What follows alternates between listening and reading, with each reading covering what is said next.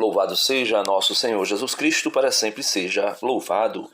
Meus queridos e amados irmãos, nós sabemos que um dos pilares da reforma, uma das teses de Lutero, foi negar o sacerdócio ministerial, né? O sacerdócio na Igreja Católica.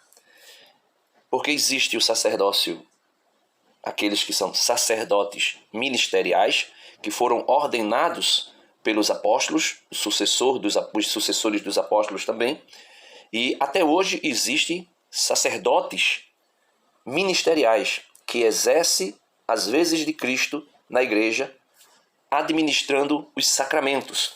E um dos pilares de Lutero, uma das teses, uma das ideias de Lutero era que não existia mais esse sacerdócio, que o sacerdócio régio ou o sacerdócio comum de todos os fiéis era existente ali em Cristo. O que vai dizer a palavra de Deus? Que pelo batismo nós nos tornamos em Cristo, né? Profetas, sacerdotes e reis. Então logo, todos os pilares da reforma, que negaram inúmeras coisas da igreja, negaram também o sacerdócio e passaram a acreditar apenas no sacerdócio comum dos fiéis, onde todo mundo é sacerdote. Eu vou daqui a pouco colocar outro vídeo onde um pastor reformado, das igrejas reformadas, eu digo igreja reformada porque eu estou falando das igrejas mais antigas que se separaram por conta da Revolução Protestante e do cisma protestante, dizendo exatamente o que eu estou explicando, que só existe agora o sacerdócio comum.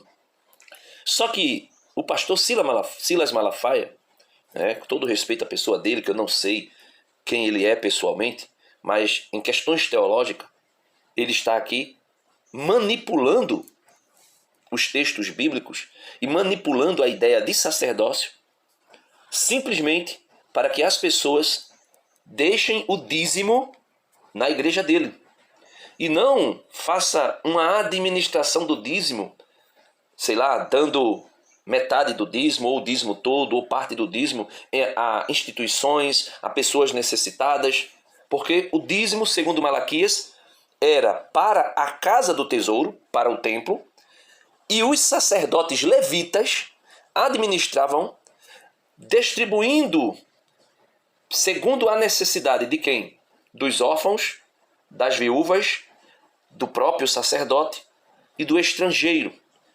Mas eles que negam o sacerdócio ou o sacerdote ministerial, dizendo que não existe mais, falando de um sacerdócio comum, vai agora fazer a distinção. Silas Malafaia agora fazer a distinção, como se ele fosse sacerdote ministerial.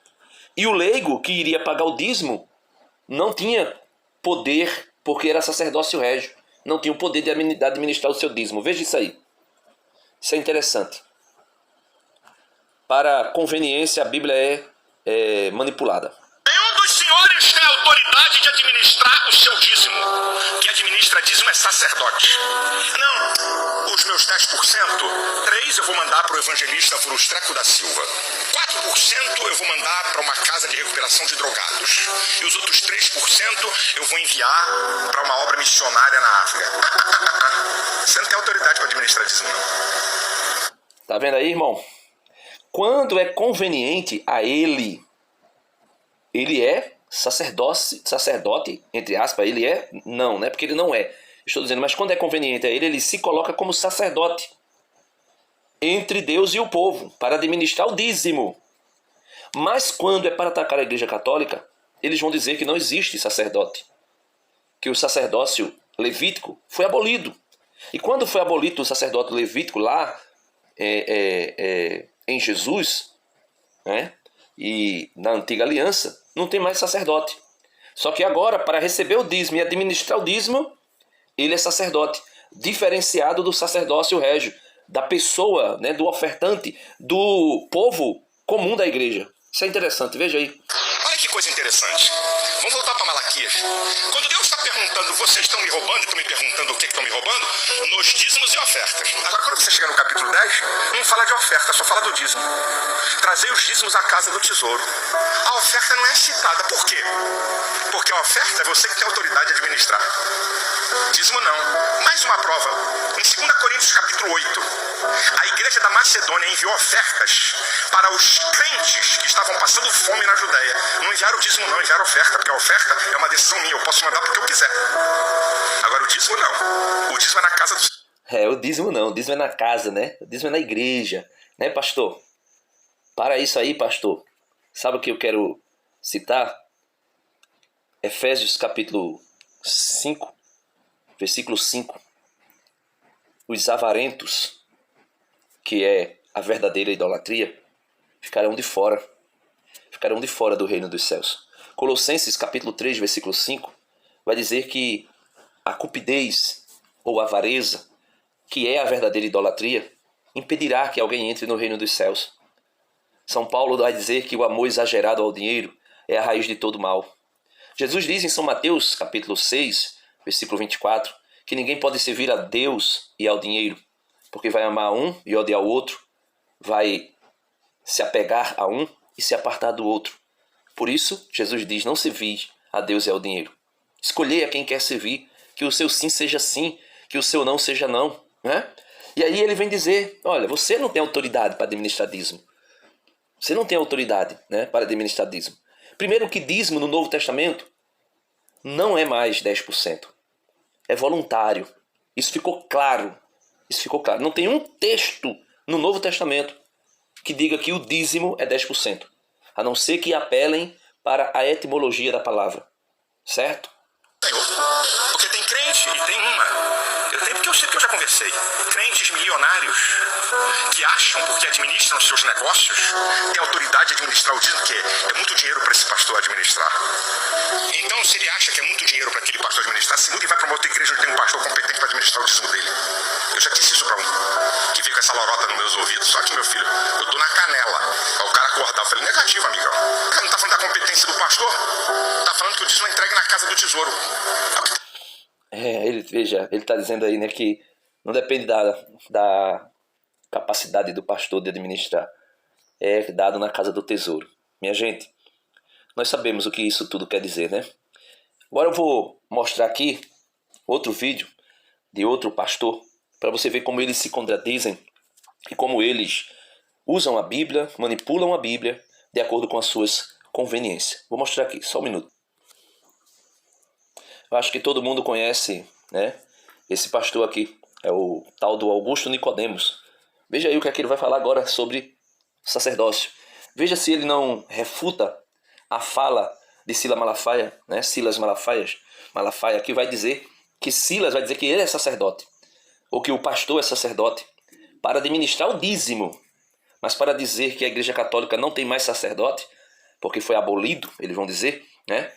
Aí eles abrem a boca. Veja aí. No Antigo Testamento você tinha os levitas, era uma tribo dedicada exclusivamente para servir a Deus no tabernáculo. Por que nós não temos levitas hoje? Quando nós chegamos no Novo Testamento, nós aprendemos que Deus instituiu todo o seu povo como levita. Nós somos sacerdócio santo, povo de Deus, todo, não é só uma tribo, uma casta. Mas todo o povo de Deus funciona como sacerdote, porque tem acesso direto a Deus, pode servir a Deus diretamente. Não há necessidade de mediador a não ser o nosso sacerdote, que é o Senhor. Então você vê aí, né, que Augusto Nicodemos refuta Silas Malafaia, né? Por isso, meus irmãos, é necessário voltar às origens. Por isso é necessário voltar à Igreja Católica. Porque a Igreja Católica, com a sua sucessão apostólica, ela ordena os sacerdotes da nova e eterna aliança.